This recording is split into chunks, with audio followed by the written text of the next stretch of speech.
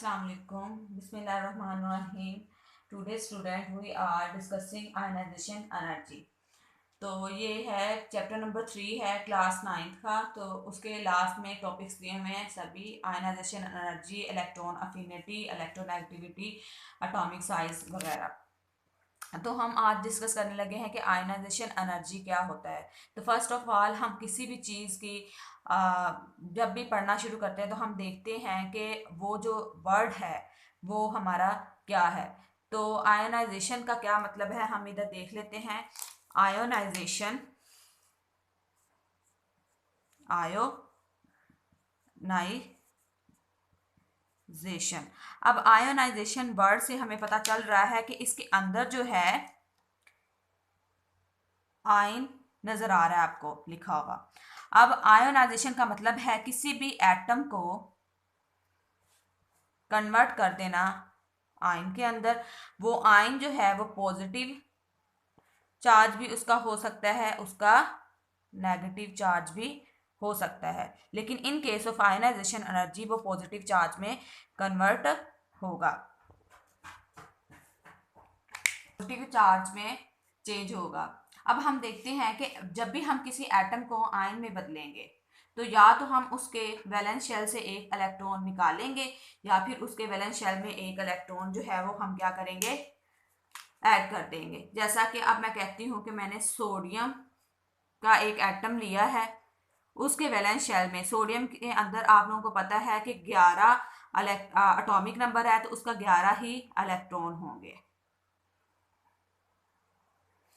अब हम इधर सोडियम का जो है स्ट्रक्चर बना लेते हैं। स्टूडेंट्स, अगर आपको जो है स्टूडेंट्स अगर आपको इलेक्ट्रॉनिक कॉन्फ़िगरेशन नहीं आती है तो मैं उस पर भी एक लेक्चर डाल दूंगी कि किस तरह हम लोगों ने एटम के अंदर जो उसके शेल के अंदर हम लोगों ने इलेक्ट्रॉन्स की डिस्ट्रीब्यूशन किस तरह करनी है।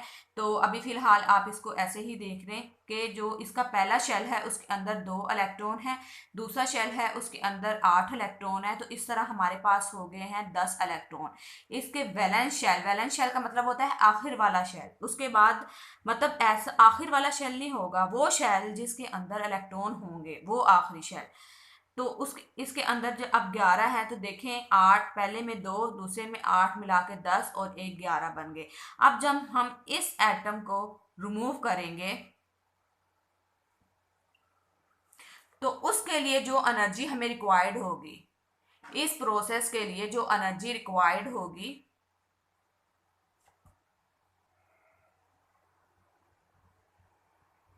उसको हम बोलेंगे आयोनाइजेशन एनर्जी। तो अब ये सोडियम है, सोडियम में से एक इलेक्ट्रॉन निकाल दिया तो हमारे पास सोडियम का पॉजिटिव आयन बचा, साथ में हमारे पास एक इलेक्ट्रॉन जो हमने निकाल दिया है। ठीक है स्टूडेंट्स, अब हम देख लेते हैं कि इसकी जो है डेफिनेशन क्या है। तो अब हम देखते हैं कि आयनाइजेशन एनर्जी जो है इसकी डेफिनेशन क्या है। The amount of energy required to remove an electron, मतलब एनर्जी की वो मिकदार जो हमें चाहिए रिमूव करने के लिए, निकालने के लिए electron from the outer most shell. Outer most shell और वैलेंस शेल मैंने आपको जो बताया है उसी को हम आउटर मोस्ट शेल भी कहेंगे, उसी को हम आउटर मोस्ट शेल जो है इसको हम वैलेंस शेल भी बोलेंगे।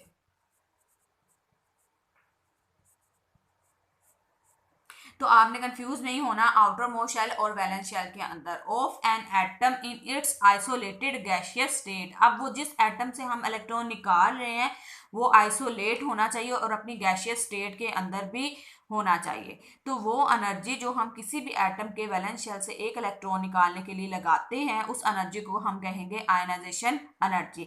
तो अब हम इसकी एक एग्जांपल ले लेते हैं कि जब भी मैंने जैसे पहले भी बताया है कि सोडियम जो है उसके अंदर जब भी हम उसका आउटर मोस्ट इलेक्ट्रॉन निकाल देंगे, ठीक है, तो उसके ऊपर क्या आ जाएगा, चार्ज पॉजिटिव। तो उसके लिए जो एनर्जी रिक्वायर्ड होगी वो होगी 496 किलो जॉल मोल माइनस 1। तो स्टूडेंट आप लोगों ने एक चीज याद रखनी है कि जो यूनिट है हमारा यूनिट आयनाइजेशन एनर्जी का वो है किलो जॉल मोल -1। अब स्टूडेंट हम लोग देखेंगे कि आयनाइजेशन एनर्जी जो है इसकी टाइप्स दो तरह की होती हैं।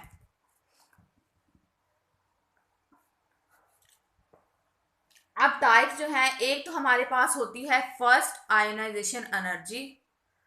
आप दो भी कह सकते हो, हाँ आप तीन भी कह सकते हो। First ionization energy. अब स्टूडेंट आपने एक बात गौर से सुननी है कि जो हमारी फर्स्ट आयनाइजेशन एनर्जी का मतलब है कि ऐसे एटम जिनके वैलेंस शेल में सिर्फ एक इलेक्ट्रॉन पड़ा हुआ है, उनकी जो आयनाइजेशन एनर्जी होगी वो फर्स्ट आयनाइजेशन एनर्जी होगी। जैसे कि हमने सोडियम की बात कर ली है कि हम सोडियम में से एक इलेक्ट्रॉन निकाल रहे हैं, तो ये सोडियम जो है इसकी फर्स्ट आयनाइजेशन एनर्जी होगी। लेकिन अगर मैं कहती हूँ कि जो हमारी सेकेंड आयनाइजेशन एनर्जी है, सेकेंड आयोनाइजेशन एनर्जी, अब ये किस में प्रेजेंट होगी? अब सोडियम जो है इसके अंदर सेकेंड आयोनाइजेशन एनर्जी जो है वो नहीं है। सेकेंड आयोनाइजेशन एनर्जी अब जो हमारा सोडियम है इसके अंदर नहीं है। तो हम देखेंगे कि मैग्नीशियम जो है हमारे पास, मैग्नीशियम का आपको पता है सोडियम के बाद में जो है मैग्नीशियम आता है थर्ड पीरियड के अंदर, थर्ड पीरियड के अंदर। तो आपने क्या करना है कि मैग्नीशियम का आपको पता है कि एटॉमिक नंबर 12 है। तो अब मैग्नीशियम में से जब हम पहला इलेक्ट्रॉन निकालेंगे, पहला इलेक्ट्रॉन निकाला, उसके ऊपर एक पॉजिटिव चार्ज आ गया।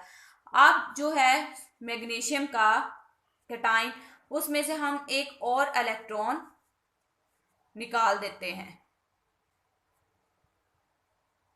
तो उसके ऊपर जो है उसकी पहली आयनाइजेशन एनर्जी होगी फर्स्ट, और ये उसकी क्या होगी? Second ionization energy. अब आप लोगों ने स्टूडेंट्स ये याद रखना है कि जब भी हम इस इक्वेशन को हम करते हैं कि सॉर्ट आउट दोनों इक्वेशन को प्लस करते हैं, तो आप देख रहे हैं कि मैग्नीशियम और ये वाला आपस में क्या हो जाएगा? कैंसिल हो जाएगा। तो अब देखें कि मैग्नीशियम बराबर है एरो मैग्नीशियम का कैटाइन प्लस दो हमारे पास इलेक्ट्रॉन एक ही साइड पे हैं, तो हम उनको क्या कर देंगे? प्लस कर देंगे और 2 इलेक्ट्रॉन इधर लिख देंगे। तो ये हमारी इक्वेशन जो है वो दोनों इक्वेशन आपस में प्लस कर ली है हम लोगों ने। अब आपने स्टूडेंट एक बात याद रखनी है कि हमारी जो सेकंड मतलब थर्ड आयोनाइजेशन एनर्जी थर्ड सबसे ज्यादा होगी, उसके बाद हमारी सेकंड, उसके बाद हमारी जो है वो फर्स्ट होगी। अब स्टूडेंट अब फर्स्ट जो है वो सबसे कम क्यों होगी एज कंपेयर टू सेकंड और थर्ड सबसे ज्यादा क्यों होगी? अब आप एक बात देखें कि एल्यूमिनियम का एक एटम है, ठीक है। एल्यूमिनियम के एटम की हम जब बात करेंगे तो एल्यूमिनियम जो है वो 3 इलेक्ट्रॉन मतलब एल्यूमिनियम जो है 3 इलेक्ट्रॉन निकाल कर एल्यूमिनियम 3 पॉजिटिव भी बनाता है। अब जब इसमें से हम एक इलेक्ट्रॉन निकालेंगे एल्यूमिनियम के अंदर से, तो अब एल्यूमिनियम में कितने इलेक्ट्रॉन थे? 13। एल्यूमिनियम में 13 इलेक्ट्रॉन थे, तो 13 ही प्रोटॉन थे न्यूक्लियस के अंदर जो उसको अट्रैक्ट कर रहे थे। आप देखें कि अगर मैं कहती हूं कि इधर अंदर उसके न्यूक्लियस में मैंने 13 प्रोटॉन बना दिए हैं, अब मैं क्या करती हूँ उसकी इलेक्ट्रॉनिक कॉन्फ़िगरेशन बना रही हूँ इधर, ठीक है। मैं दूसरे मार्कर से बनाती हूँ ताकि आपको पता चले। 2 और हमने वही सेम जो पहले मैंने सोडियम का बनाया था, तो ये 8 और 1 2 और 3। अब मैंने जब ये निकाल दिया तो अब इसमें देखें स्टूडेंट्स के 12 इलेक्ट्रॉन रह गए हैं, 12 इलेक्ट्रॉन रह गए हैं, और अंदर जो न्यूक्लियस जो है वो अट्रैक्ट कर रहा है, 13 प्रोटॉन न्यूक्लियस में अट्रैक्ट करें पॉजिटिव चार्ज वाले इन 12 को अपनी तरफ। तो अब आपने देखा कि न्यूक्लियर चार्ज जो है इसके अंदर, न्यूक्लियर चार्ज वैलेंस इलेक्ट्रॉन पर इंक्रीज कर गया।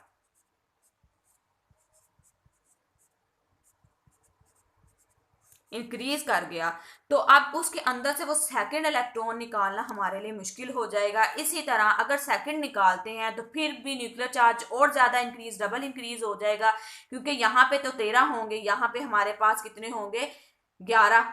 तो अब वो निकालने के लिए हमें और ज़्यादा एनर्जी रिक्वायर्ड होगी। तो आप लोगों ने याद रखना है कि एनर्जी के हिसाब से ये वाला ट्रेंड रहेगा कि थर्ड की सबसे ज़्यादा, फिर सेकंड की और फिर फर्स्ट की।